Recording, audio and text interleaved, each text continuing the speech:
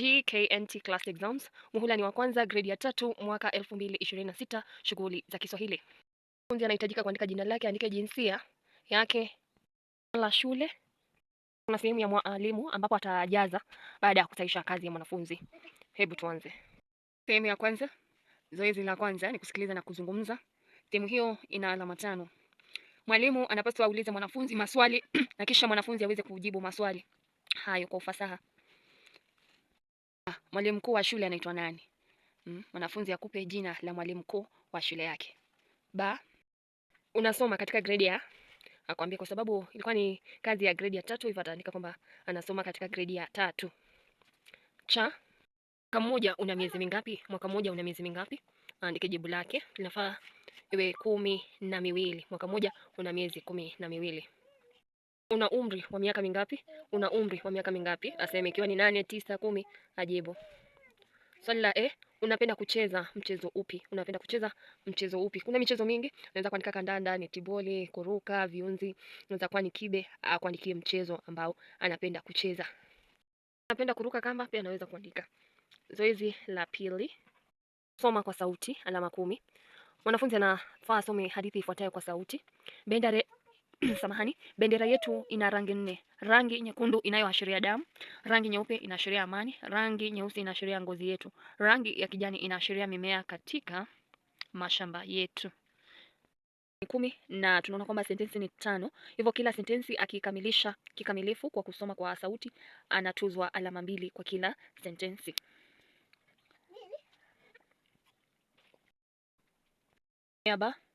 Zoezi la 3 ni sarufi, alama 25. Zoezi la kwanza, jaza pengo ukitumia ake. Jaza pengo ukitumia ake. Gari dash liliharibika.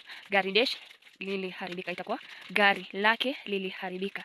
Gari lake liliharibika. Ataongeza l mwanzoni kisha aweke ake. Nyumba dash inapendeza. Nyumba dash inapendeza. Nyumba yake inapendeza. Nyumba yake inapendeza. Mtoto dash ni mzuri. Mtoto dash ni mzuri, itakuwa mtoto wake ni mzuri. Kitabu dash ni maridadi. Kitabu dash ni maridadi. Kitabu chake ni maridadi. Mwisho, mpira dash umetoboka. Mpira dash umetoboka, itakuwa mpira wake umetoboka. Kwa tarakimu au nambari, writing figures. Okay. 50, 50. Pili, 60, 60. 3, 19, 19. 100, 100. 40, 40. Zoezi lingine, tunga maneno ukitumia sauti hizi. Tunga maneno ukitumia sauti hizi. Vya, tunaweza pata neno kama vyakula. Sauti mbo, tunaweza pata mboga, tunaweza pata mbolea. Che, tunaweza pata cheche, cheza, chenga.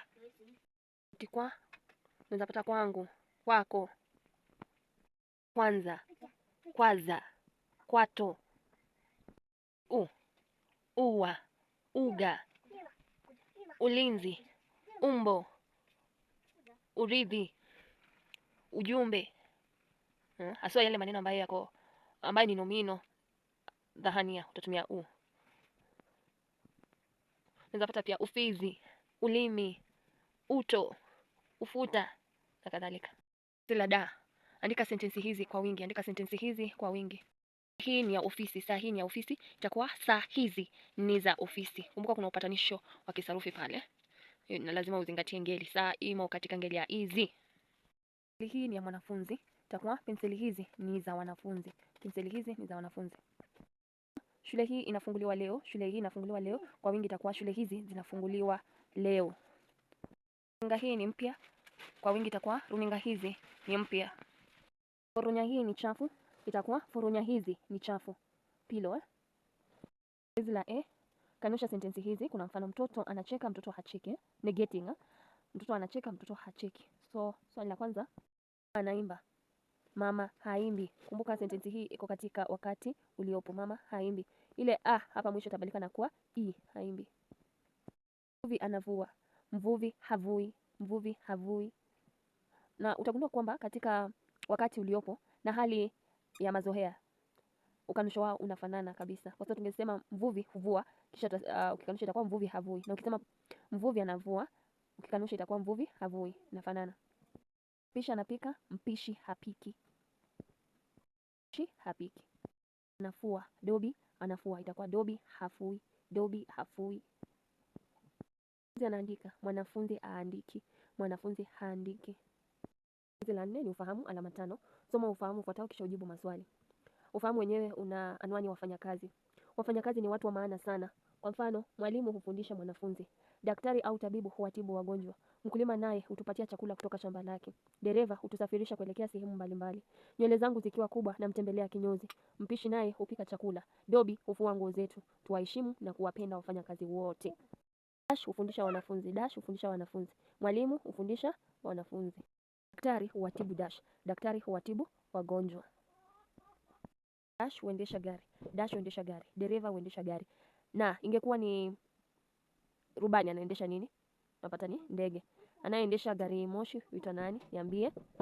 Anayeendesha meli huitwa nahodha. Hivyo mpenzi mwanafunzi, nipe mfanyakazi anayeendesha gari moshi.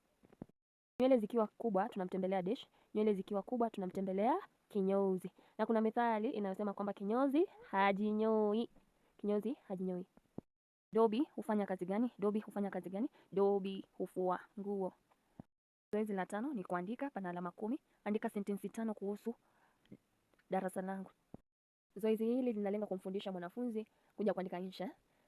Hivyo stadi ya kuandika itajengwa kupitia zoezi hili. Mwanafunzi anaweza kuandika kuhusu kiranja wa darasa lake, wanafunzi ni wangapi, darasa lao limeundwa kwa kutumia nini, je, lina sakafu, mwalimu wao ni nani, darasa lao linapakana na darasa lipi. Chochote ambacho atakiunda, utakadiria sentensi zake kisha umpe alama 2 kwa kila sentensi. Hadi wakati mwingine, mimi nimekuwa ni mwalimu wako Bike Rubo. Zidi kusubscribe, kushare na kulike hii video. Na sijui mbona watu hamcomment jamani. Hata kutia like, Tujaribu, nipe motisha, nipe motisha. Haya basi, asanteni na wapenda sana na asante sana kwa wale ambao wameweza kusubscribe. Tuna watu zaidi ya 2500 na 2500 naam. Nashukuru sana kwa mchango wenu. Kwaherini.